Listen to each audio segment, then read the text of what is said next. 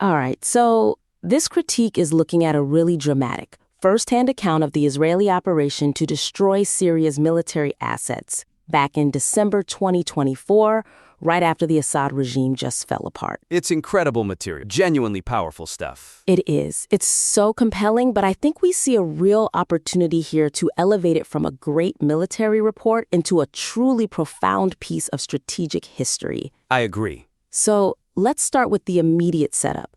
The material just throws you right in, establishing this frantic rush to neutralize everything, T-55 tanks, Sager missiles, all this hardware, before it gets looted by terror groups, specifically al-Jilani's HTS. And that part is so well established. I mean, you can feel the tactical urgency. It's vivid, it's powerful, and it captures that internal drive to, erase decades of military buildup in just a few hours. Right. But I do wonder if it relies a bit too much on that internal rush. The international dimension, the actual geopolitical tightrope walk they were on. It feels like it comes in almost as a foot. Yes. That line at the very end about Syria being a playground of all the superpowers, Russians, Americans, Turks, it's true, but it feels tacked on. Exactly. It's an afterthought. And the weakness there, I think, is that it makes this massive decision seem almost purely tactical, a localized move to stop al-Jilani. When it was so much more than that, it was this incredibly high-stakes political gamble. The sheer speed of the narrative, which is one of its strengths, kind of unintentionally buries the sheer magnitude of the global power politics at play. That's the perfect way to put it. So the suggestion here is pretty clear, I think. We need to integrate that whole factor of global politics, the race against Iran, the race against Russia, much, much earlier in the narrative. Weave it in from the beginning. Yes, because that single shift in framing is what transforms the account. It stops being just a story about a successful military op and becomes a pivotal moment in strategic history. Okay, so give me a concrete example.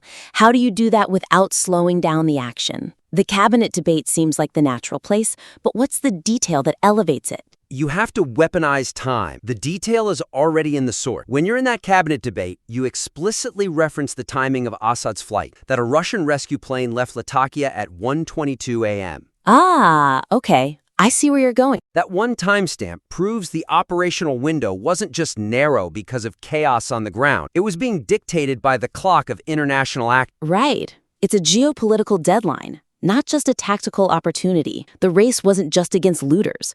It was against Moscow and Tehran, filling that vacuum. Precisely. And that brings us to the other pillar. We need to make the threat from Iran, specifically, much clearer, much earlier. The material mentions that Iran was thinking about sending fighting divisions, but was deterred. That detail can't be buried. You have to front-load it. You put it right near the decision-making phase. It clarifies that stopping Iran from establishing that eastern pillar was strategically just as critical as blowing up the missiles themselves. So you create this new context. First, you show the collapse of Hezbollah as the western pillar. Then you show the preemptive deterrence of Iran's eastern pillar, and only then do you get to the frantic scramble for the physical assets. Exactly. That sequence gives the entire operation its true strategic weight. And it also helps clarify the role of someone like al-Jilani. How so? Well, the text characterizes him as this fundamental, unchanging threat, right?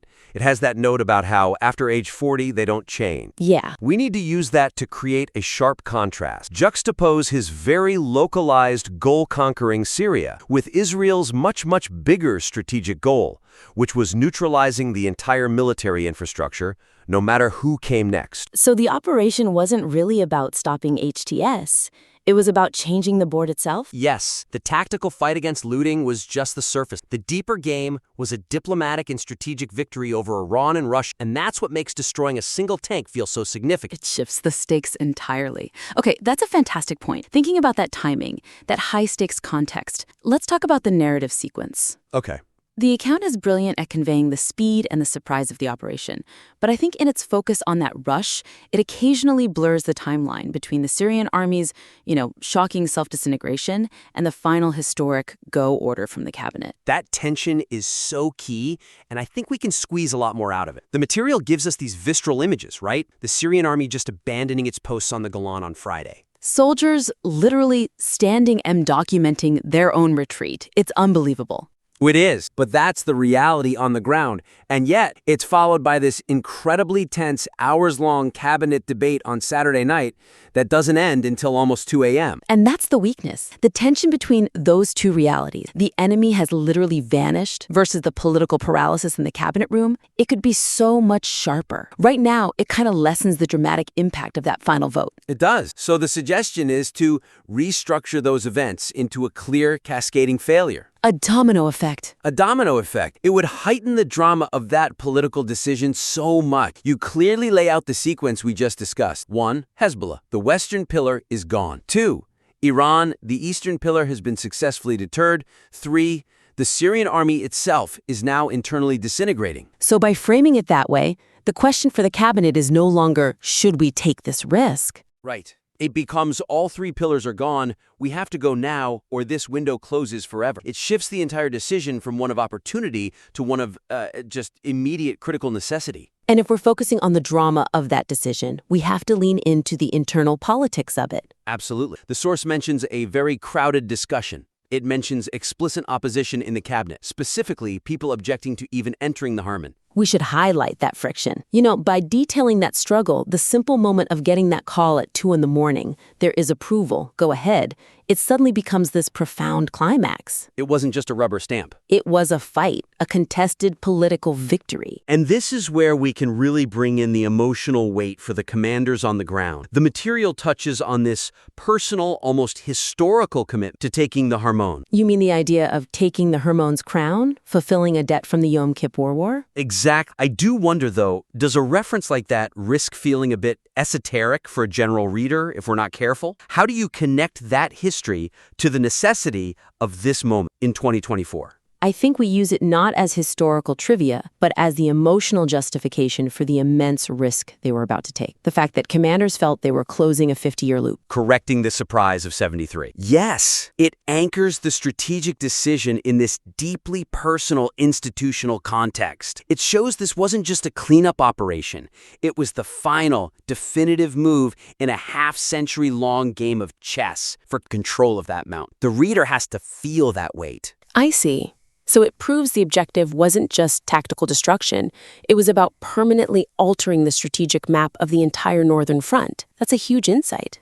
It is. So we've talked about the planning, the geopolitics, the cabinet's fight. What about the outcome, the impact? Let's go there. The conclusion is effective. It gives you the hard stats, which convey the sense of overwhelming success. 95% of missiles destroyed, 100% of air defense destroyed. Very clear.